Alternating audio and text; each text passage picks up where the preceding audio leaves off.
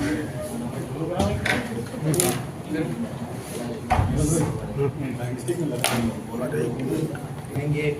के लिए माध्यमिक शिक्षा बोर्ड 12वीं का आज परीक्षा परिणाम जारी कर दिया है, जो आप सबने सुना है, आपके पास सब रिकॉर्ड है। मैं ऐसे सभी छात्रों को बधाई देना चाहता हूँ जिन्होंने अच्छे अंकों से परीक्षा उत्तीर्ण की और उनके भविष्य की मंगल कामना करता हूँ। सर क्या कुछ देखते हैं सर, बेटियों ने इस बार एक बार फिर ये कहें कि बेटियां लगातार बाजी मारती गई, हर स्ट्रीम में बेटियों का जो प्रदर्शन है वो काफ़ी उन्नत रहा, किस प्रकार से देखते हैं? बहुत अच्छा है, हमारी बेटियां बहनें आगे बढ़े, ये हमारे लिए बहुत खुशी की बात है। और जो परीक्षा परिणाम ये बताते हैं कि संस्कृत को छोड़ करके साइंस, कॉमर्स और आर्ट्स में बच्चियों ने ही बाजी मारी। सर एक बार रिजल्ट बता देंगे सर, कितना प्रतिशत है, एक बार पुनः बता दीजिए। मैं बता रहा हूँ कि जो हमारा आर्ट्स साइंस का रिजल्ट है वो 98.43 रहा है और विज्ञान का रिजल्ट से 99.061% रहा है और आर्ट्स का रिजल्ट रहा है 97.78% रहा है। सर अजमेर नहीं जा पाए, बीसी के द्वारा यहीं से रिजल्ट जारी किया है, दोबारा बताएं। वहाँ से रिजल्ट जारी हुआ, बीसी के माध्यम से रिजल्ट जारी किया आपने सर, उसको लेकर क्या? कुछ नहीं, आज माननीय प्रधानमंत्री जी राजस्थान में आए थे और फलाना जो बीकानेर जिले में उनके कार्यक्रम में उपस्थित था, वहाँ से फ्री होते गया आया, क्योंकि मैं अजमेर पहुँचने में लेट हो जाता हूँ, इसलिए यहीं से परीक्षा परिणाम घोषित किया। ठीक है सर, राजस्थान माध्यमिक बेहतरी के और कुछ प्रयास जो हैं वो किए जाएंगे, क्योंकि रिजल्ट जिस प्रकार से नए आयाम जुड़ रहा है, हर साल परसेंटेज बढ़ रहा है। आपने सही कहा है कि पूरे देश में राजस्थान माध्यमिक शिक्षा बोर्ड की प्रतिष्ठा प्रथम स्थान पर है और फिर भी आगे प्रिकॉशन हम बरत रहे हैं कि कई जो जितने भी प्रतियोगी परीक्षाएं होती हैं उसमें पेपर आउट होने की समाचार आते रहते हैं। तो हम कोशिशें कर रहे हैं कि माध्यमिक शिक्षा बोर्ड में कोई भी पेपर आउट होने की गुंजाइश न रहे या कम से कम रहे। इसलिए अब की बात हम जो पेपर बनेगा, जो भी विषय होगा, उसको 4 या 5 खंडों में बांटेंगे और खंड वाइज हम पेपर बनाएंगे, फिर उसको असेंबल करेंगे और फिर वह परीक्षार्थी को जाएगा। तो इसमें आउट होने की गुंजाइश बहुत कम है। सर एसआई भर्ती पेपर लीक को लेकर हनुमान बेनीवाल लगातार वहाँ पर जयपुर में धरना प्रदर्शन कर रहे हैं, क्या कहेंगे सर? और इसमें सर क्या सरकार की तरफ से क्या रहेगी मंशा, क्या ये रद्द होगी या कुछ इसका समाधान निकालेंगे? क्योंकि न तो मैं गृह मंत्री हूँ न मैं मुख्यमंत्री, संबंधित माननीय मुख्यमंत्री महोदय या गृह मंत्री महोदय इस बात का जवाब देंगे। सर शिक्षा विभाग में डीओ के पद लंबे समय से रिक्त पड़े हैं, क्या कहेंगे, कब तक भरे जाएंगे? नागौर में कम से कम 7-8 है, शीघ्र भरेंगे। नए सत्र शुरू होंगे, क्या नवाचार होंगे, क्या देखने को मिलेगा?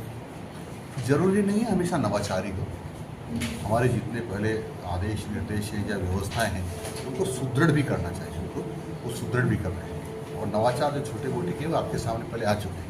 सर कांग्रेस सरकार के अंदर स्कूलें जो 10वीं थी उनको 12वीं कर दी थी, तो अधिकतर स्कूल ऐसी है जहाँ पर वाक्यताओं के पद सर्जन नहीं हुआ, नए ही वाक्यता लगे हैं, फर्स्ट ग्रेड के पद अभी स्वीकृति नहीं है, नए लगे हैं। तो इससे कहीं ना कहीं पर ग्रामीण क्षेत्र की जो स्कूल है सरकारी वो परिणाम प्रभावित होता है, इससे लेकर क्या कहेंगे आप? देखो, कोई भी काम करने के पहले उसकी प्लानिंग करना चाहिए। स्कूल खोलना है तो हमको भवन के बारे में सोचना चाहिए, हमको पद सृजित करने के बारे में सोचना चाहिए, उसके बाद पदों को भरने के बारे में सोचना चाहिए और इसके बाद स्कूल खोलने के बारे में सोचना चाहिए। यदि ऐसा होगा तो छात्रों के साथ जाती नहीं, अदरवाइज छात्रों के साथ जाती होगी, क्योंकि समय पर बच्चों को प्रॉपर शिक्षक नहीं मिल पाते और इसके कारण से उनकी पढ़ाई पूरी नहीं हो पाती और बच्चों के साथ जाती है। आपकी सरकार क्या प्रयास कर रही है सर इसको? हमारी सरकार, आपने सुना होगा माननीय मुख्यमंत्री जी को कि इस कार्यकाल में माननीय मुख्यमंत्री के कार्यकाल में 4 लाख लोगों की भर्ती करेंगे। तो मेरा अनुमान ये है कि लगभग 1.5 से 2 लाख कर्मचारी शिक्षा विभाग को मिलने वाले हैं और ये मिलेंगे तो मैं समझता हूँ सामान्यतः कोई भी पद खाली शिक्षा विभाग में नहीं रहेगा।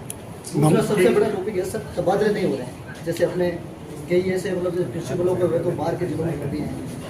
देखो ये थर्ड ग्रेड टीचर हो गए। आप गलत बात कर रहे हैं कि तबादले नहीं हो रहे। तबादला होना कोई आवश्यक भी नहीं है, लेकिन मैं इतना कर देता हूँ, कांग्रेस ने 5 साल से कोई प्रमोशन नहीं किए थे। हमारे सरकारी कर्मचारी अधिकारी परेशान थे। हमने 1.25 साल के अंदर, हालांकि 1.5 साल हो नहीं पाया, लेकिन 1.25 साल के अंदर ही हमने लगभग 20,000 अधिकारी और कर्मचारियों के हमने प्रमोशन किया। अब आप करें उनको दूर लगा दिया, हमने प्रमोशन करके लगाया। सब अध्यापक खुश हैं इस बात से कि हमारे प्रमोशन हो गए। 5 साल बाद बिल्कुल वो इधर उधर भटक रहे थे, लेकिन कोई उनकी सुन नहीं रहा था। लेकिन माननीय भजन लाल जी की सरकार आने के बाद माननीय भजन लाल जी मुख्यमंत्री जी ने मुझे निर्देश दिए कि सब प्रमोशन होनी चाहिए, डीपीसी होनी चाहिए। हमने डीपीसी करके दे दिए और अभी 3rd ग्रेड के जो प्रमोशन है वो भी होने वाले हैं, जो लगभग 20 से 21 हज़ार के आसपास होंगे।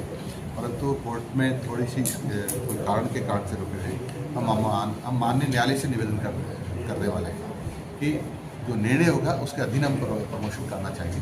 मुझे पूरी आशा है कि माननीय न्यायालय हमारे निवेदन को स्वीकार करके हमको परमिशन देगा, तो लगभग 20,000 से भी ज़्यादा हम प्रमोशन कर पाएंगे। तो लगभग टोटल जोड़ेंगे तो 50,000 प्रमोशन हो जाएंगे। नामांकन बढ़ाने को लेकर क्या रणनीति है? नामांकन बढ़ाने को लेकर देखो, आप सब लोग जानते हैं, पढ़े लिखे लोग, कि 3rd ग्रेड के ट्रांसफ़र जिले वाइज होते हैं और जिला परिषद जो उसका अपॉइंटिंग अथॉरिटी यानी दूसरी बात, तो उसकी मेरिट नहीं बनती, परंतु हाँ कुछ साल काफ़ी साल हो गए जो अपेक्षा तो नहीं करनी चाहिए, फिर भी उनकी परेशानियों को देखते हुए और उनकी डिमांड को देखते हुए माननीय मुख्यमंत्री इस पर निर्णय करने वाले हैं।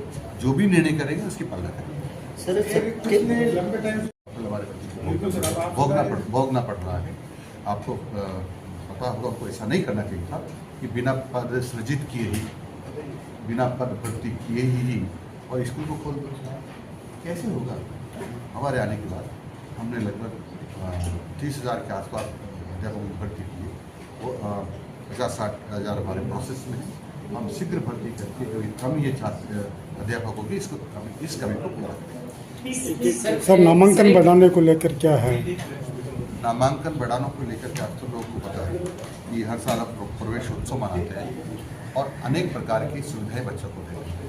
जैसे आपने देखा होगा, पाठ्य पुस्तक निःशुल्क देते हैं, हम यूनिफॉर्म निःशुल्क देते हैं, हम उनको वर्कबुक निःशुल्क देते हैं, मिड डे मील जो भोजन होता है वो निःशुल्क देते हैं। इसी कई प्रकार की छात्रवृत्ति हम निःशुल्क देते हैं और हमारे जो गुरुजन हैं वो घर घर जाके इस बात का सर्वे करते हैं कि कौन कौन विद्यार्थी ऐसा जिसकी उम्र पढ़ने लायक होगी, स्कूल नहीं जाने की इच्छा है उसकी, तो उसको भी प्रोत्साहित करके काउंसलिंग करके तो स्कूल तक ला रहे हैं। सर, इंग्लिश मीडियम को लेकर पिछली बार आपने काफ़ी चीज़ें करी, इस बार भी कुछ नई 10.60% अंक प्राप्त किए आपने। आपको बहुत बहुत बधाई, बहुत बहुत बधाई। ये 0.40 कहाँ कट गए? बधाइयाँ पिताजी हैं पास में। बात